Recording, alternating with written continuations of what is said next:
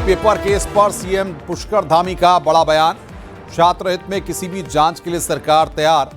मुख्यमंत्री ने कहा, जब तक जिंदा हूं एक एक छात्र को न्याय दिलाकर रहूंगा। हरिद्वार के लक्सर में अतिक्रमण पर कब्जा, प्रशासन का बुलडोजर। तालाब और रास्तों पर बने अवैध निर्माण को किया ध्वस्त। कब्जा मुक्त कराई गई सरकारी जमीन।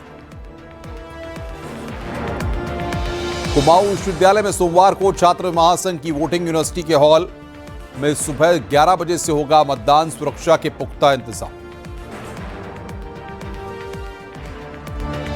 जीएसटी रिफॉर्म पर सीएम पुष्कर धामी ने की प्रेस कॉन्फ्रेंस। सभी से स्वदेशी अपनाने की अपील की। कहा, स्वदेशी अपनाने से ही सशक्त होगा भारत। स्वदेशी के प्रति लगाव, मातृभूमि के प्रति समर्पण।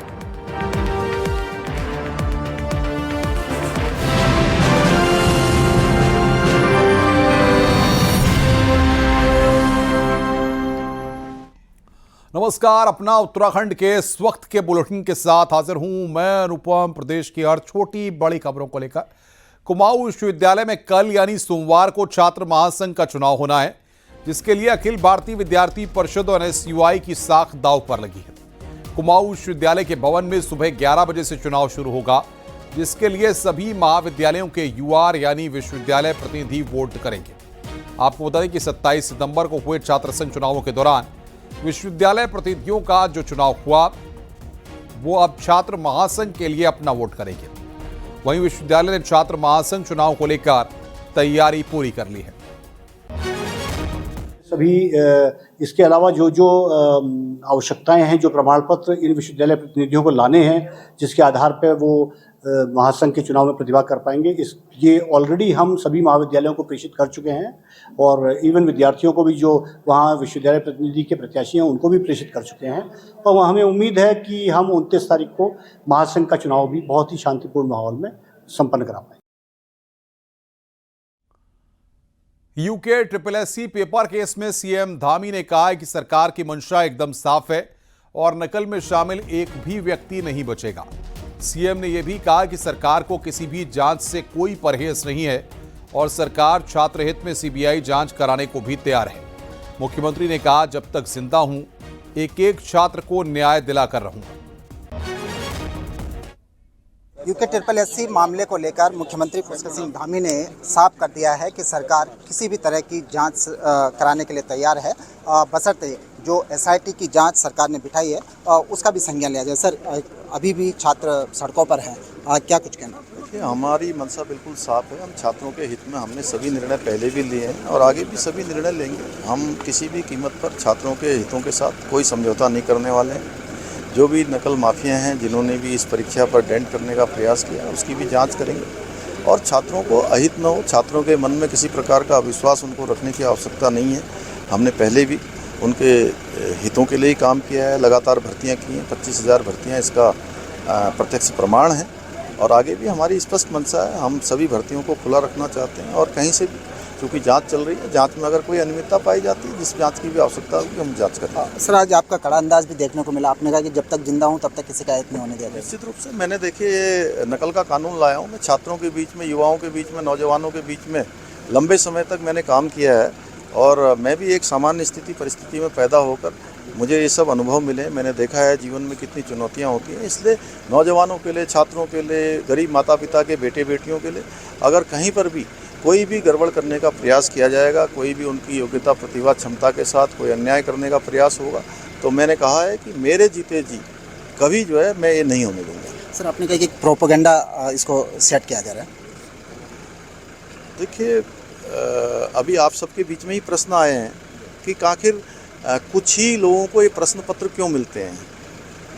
हम इसका पूरा प्रभाव देख रहे हैं कि क्या इसके कारण से कुछ अन्य लोग भी इफेक्ट हुए हैं क्या, आखिर होना क्या चाहिए था। उसके बाद अगर कोई से क्वेश्चन कुछ मिल गए हैं, उसकी जानकारी दी जानी चाहिए। इन सब पर पुलिस जांच कर रही है। एसआईटी की जांच के बाद सब स्पष्ट हो जाएगा। Thank you sir. तो मुख्यमंत्री पुष्कर सिंह धामी ने स्पष्ट तौर पर ये बात कही है कि एक प्रोपेगेंडा चलाकर सरकार को बदनाम करने की कोशिश की जा रही है। मुख्यमंत्री ने कहा कि छात्र हित में उनको जो कुछ भी करना पड़ेगा, चाहे वो सीबीआई जांच हो, किसी भी तरह की जांच कराने के लिए सरकार पूरी तरह से तैयार है। न्यूज़ 18 के लिए देहरादून से सुनील नौप्रभात। देहरादून के परेड ग्राउंड में इन दिनों युवाओं का धरना चल रहा है, जिसकी वजह से 2 अक्टूबर को दशहरे के दिन होने वाला बन्नू बिरादरी का दशहरा कार्यक्रम बदल सकता है। हालांकि बन्नू कमेटी इस पर राजी नहीं है।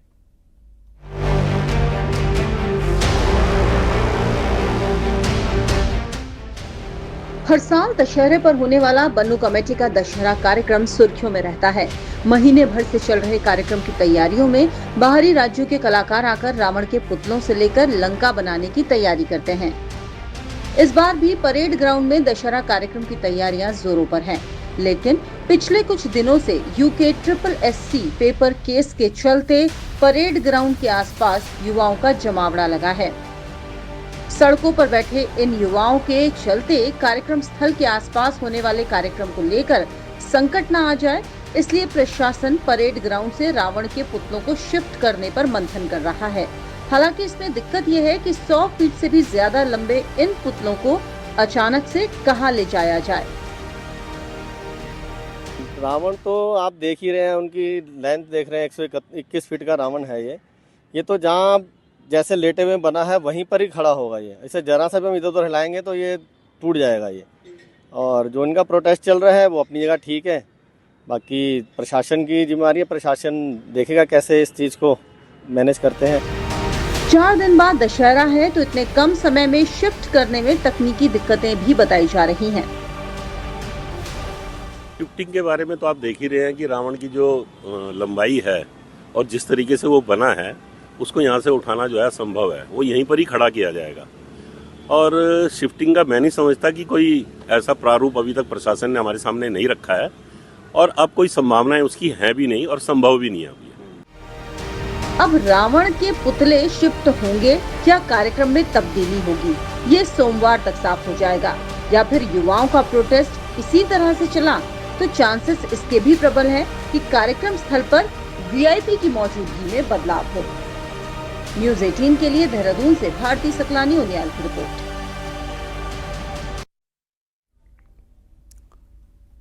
देहरादून के परेड ग्राउंड में होने वाले दशहरा कार्यक्रम को लेकर बन्नू कमेटी के लोगों ने UK SSC पेपर मामले को लेकर प्रोटेस्ट कर रहे युवाओं से बातचीत की।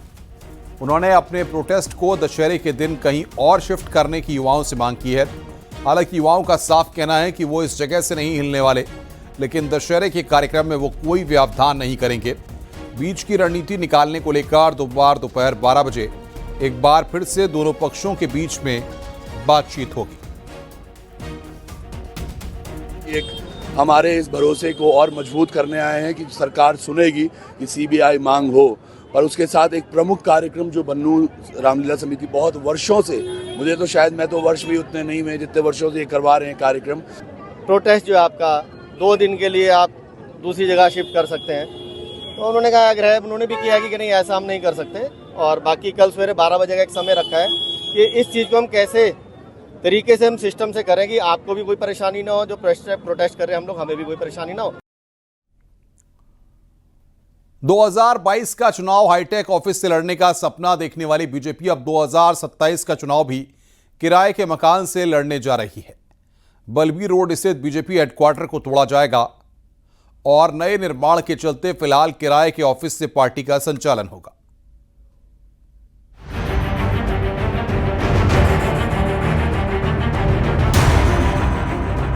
देहरादून के बलबीर रोड पर बना बीजेपी का प्रदेश ऑफिस, जहां से 2022 का चुनाव लड़ा गया, अब टूटने जा रहा है। पार्टी इस दफ्तर का विस्तार करके 5 बीघा जमीन पर 4 मंजिला हाईटेक दफ्तर बनाने की तैयारी कर रही है। अक्टूबर में इसका ध्वस्तीकरण भी शुरू हो जाएगा। इसके लिए बीजेपी ने 24 कमरों का एक होटल किराए पर लिया है, जहां से पार्टी का कामकाज संचालित होगा और संभवतः 2027 का चुनाव भी वहीं से लड़ा जाएगा। एक ऐसी बिल्डिंग जो एनवायरनमेंट फ्रेंडली हो, ग्रीन बिल्डिंग हो, पहाड़ी उसका लुक हो, इस किस्म की जिसमें सब कंफर्टेबल वर्किंग कर सकें, इसके हिसाब से बिल्डिंग बना रहे हैं हम लोग। दरअसल इससे पहले अक्टूबर साल 2020 में बीजेपी ने रिंग रोड पर 16 बीघा जमीन पर हाईटेक ऑफिस का शिलान्यास भी किया था। तब पार्टी का प्लान था कि 2022 का चुनाव नए ऑफिस से संचालित किया जाएगा, लेकिन विवादों और कानूनी पेच में फंसने के चलते पार्टी का प्लान ठंडे बस्ते में चला गया था। तब तक के लिए हमने अपने कार्यालय को दूसरा शिफ्ट करने का निश्चय किया है। बहुत जल्दी वो स्थान पर हमारा कार्यालय चलेगा और बहुत जल्दी हमारा जो प्रदेश का चुनाव कार्यालय वो सबके सम्मुख होगा। इसके बाद 2027 हम किराए वाले में से ही लड़ेंगे।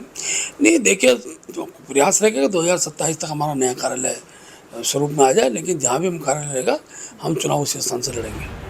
दीपावली पर पार्टी नए ऑफिस के निर्माण कार्य का शिलान्यास कर सकती है, जिसे बनने में कम से कम 1.5 साल का समय लग सकता है। साफ है कि 2027 का विधानसभा चुनाव बीजेपी किराए के ऑफिस से ही लड़ने जा रही है। न्यूज़ 18 के लिए देहरादून से सुनील नवप्रभात की रिपोर्ट। देहरादून में मुख्यमंत्री पुष्कर सिंह धामी ने आत्मनिर्भर भारत अभियान के तहत हर घर स्वदेशी अभियान लॉन्च किया। सीएम ने इसका लोगो भी जारी किया। 25 दिसंबर तक अभियान चलेगा। सीएम धामी ने कहा कि पीएम मोदी ने 2047 विकसित भारत का जो संकल्प रखा है उसको मजबूत करने का यह अभियान है। स्वदेशी केवल एक नारा नहीं है, बल्कि आत्मनिर्भर भारत का संकल्प है। और जो प्रधानमंत्री जी ने 2047 में विकसित भारत का संकल्प पूरे देश के समक्ष रखा है, उसको मजबूत करने का, उसके मार्ग को प्रशस्त करने का एक सबसे बड़ा माध्यम है। और ये हमारे प्राचीन काल से ही सनातन संस्कृति की हमारी जो जीवन पद्धति है, वो जीवन पद्धति हमारी स्वदेशी की रही है। नैनीताल दौरे के दौरान सीएम धामी को जेनजी युवाओं का समर्थन मिला है। नैनीताल में कार्यक्रम में पहुंचे सीएम धामी को युवाओं ने जेनजी का पोस्टर दिया और कहा कि राज्य का युवा उनके साथ खड़ा है। इन युवाओं ने कहा कि राज्य सरकार पेपर केस में आरोपियों पर लगातार कार्रवाई कर रही है। पूरा हमारी प्रदेश की सरकार है, हमारे जो माननीय मुख्यमंत्री श्री पुष्कर सिंह धामी जी हैं, उनके द्वारा नेतृत्व किया गया जो भी हमारे राज्य का सफल नेतृत्व किया जा रहा है, उस पर पूरा भरोसा है। हमें पूरा उन पर भरोसा है कि वो हमारे विद्यार्थियों के भले के लिए, साथ ही हमारे प्रदेश के विकास के लिए कार्य करेंगे और जो भी हमारे विद्यार्थियों की समस्या है उसको वो दूर करेंगे। हरिद्वार के लक्सर में प्रशासन ने सरकारी जमीन पर बने अवैध निर्माण को ध्वस्त कर दिया। लातपुर गांव पहुंची प्रशासन की टीम ने बुलडोजर से अवैध निर्माण को ध्वस्त कर दिया। ग्राम पंचायत के तालाब और सार्वजनिक रास्ते पर 9 लोगों के द्वारा अवैध निर्माण करने का मामला कोर्ट में चल रहा था। हाई कोर्ट से मिले आदेश के बाद प्रशासन ने सरकारी जमीन को कब्जा मुक्त कराया। लातपुर कला में मकबल 122 भी हुई थी, तो उसका डिसीजन आ गया था। उसमें टोटल 9 लोग थे, तो 9 लोगों को आज जो है बेदखल किया गया। इसमें पूरी पुलिस प्रशासन की टीम आ गया। उधम सिंह नगर में रुद्रपुर के सरदार भगत सिंह पीजी कॉलेज में फायरिंग के आरोपी गगन रतनपुरिया पुलिस से एनकाउंटर में घायल हो गया। आरोप है कि गगन ने पुलिस टीम पर फायरिंग करने की कोशिश की और पुलिस की जवाबी कार्रवाई में आरोपी के पैर में गोली लगी है। घायल आरोपी को इलाज के लिए अस्पताल में भर्ती कराया गया है, जबकि पुलिस ने मामले से जुड़े 3 और आरोपियों को गिरफ्तार किया है। बता दें कि 24 सितंबर को रुद्रपुर में छात्र संघ चुनाव के नामांकन वाले दिन 2 गुट आमने सामने आ गए थे और धक्का मुक्की, गाली गलौज और फायरिंग हुई थी।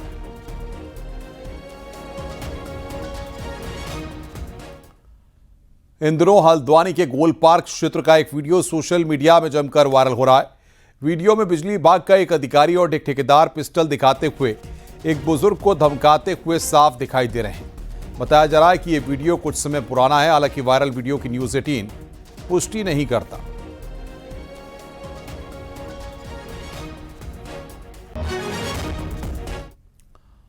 उत्तरकाशी में 18 सितंबर से गायब चल रहे पत्रकार राजीव प्रताप का शव आज सुबह जोशियाड़ा झील में मिला। शव को एनडीआरएफ ने झील से बाहर निकाला। वहीं परिजनों ने पत्रकार राजीव प्रताप की हत्या की आशंका जताई है। पुलिस मामले की जांच कर रही है। बताया जा रहा है कि मृतक पत्रकार राजीव प्रताप 18 सितंबर को रात 10 बजे अपने पुलिस साथी की कार लेकर गंगोरी की तरफ जा रहे थे।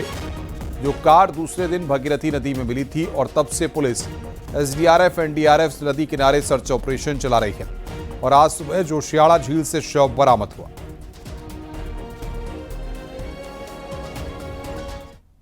देहरादून के परेड ग्राउंड में पिछले 7 दिनों से युवा यूके SSSC पेपर केस की सीबीआई जांच की मांग को लेकर अड़े हुए हैं।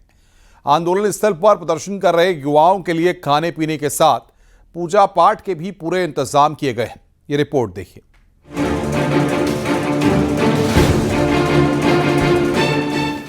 टेंट, खाने पीने से लेकर गद्दे बिस्तर का इंतजाम ये किसी एक व्यक्ति ने नहीं बल्कि उन तमाम लोगों ने किया है जो युवाओं को सड़क पर बैठा देख उनके आंदोलन का समर्थन कर रहे हैं।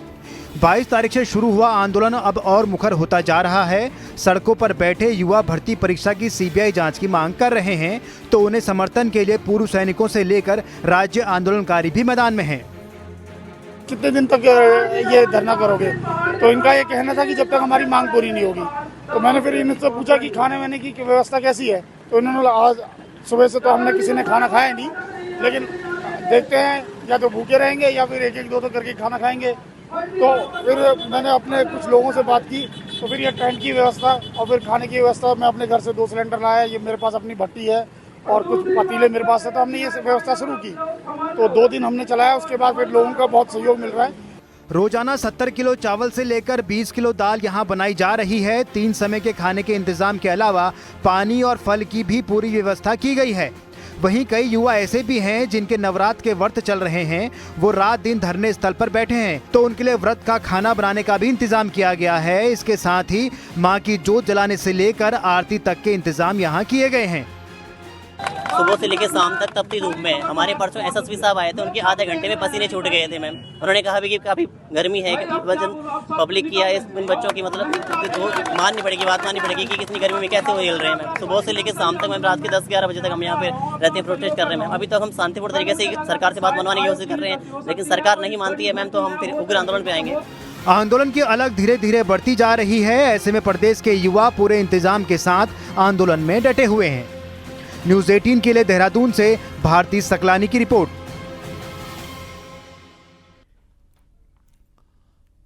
मुख्यमंत्री पुष्कर सिंह धामी नैनीताल दौरे पर रहे। इस दौरान सीएम धामी विद्या भारती के अखिल भारतीय शिक्षा संस्थान पहुंचे और राज्य भर के छात्र छात्राओं को प्रतिभा सम्मान दिया। इससे पहले सीएम धामी ने स्वच्छ गंगा मिशन के तहत इन छात्रों को स्वच्छता की शपथ दिलाई और कहा कि अपने आसपास साफ रखें ताकि पर्यावरण को बचाया जा सके। वहीं सीएम धामी ने ई लाइब्रेरी का उद्घाटन किया और प्रधानमंत्री की मन की बात कार्यकर्ताओं और स्कूली बच्चों के साथ सुनी। राज्य भर से आए 100 छात्रों को पुरस्कार देने के बाद सीएम धामी ने कहा कि विद्या भारती देश भर में शिक्षा के लिए काम कर रहा है और एक विश्वविद्यालय बनाने की कल्पना राज्य में की है, जिसको जल्द पूरा किया जाएगा।